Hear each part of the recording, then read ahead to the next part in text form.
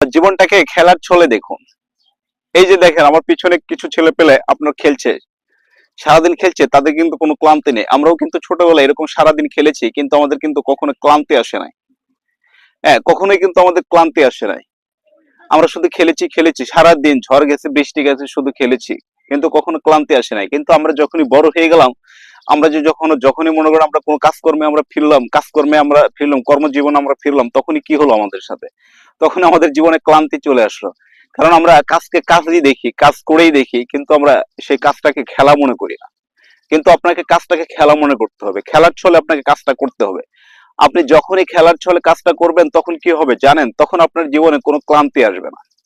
আপনার জীবনে যখনই ক্লান্তি না আসবে, তখনই আপনি সেই কাজ থেকে সফলতা অর্জন করতে পারবেন।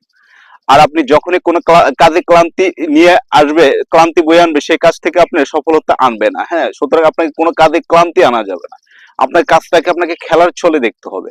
আপনি যে কাজটা করেন, আপনি যে অফিসে চাকরি করেন, সে অফিসে আপনাকে খেলার ছলে আপনি দেখতে হবে, অফিসটাকে আপনি খেলার ছলে দেখতে হবে। আপনি যে পেশায় আছেন, যে বিজনেসে আছেন, সেটাকে আপনাকে খেলার ছলে দেখতে হবে।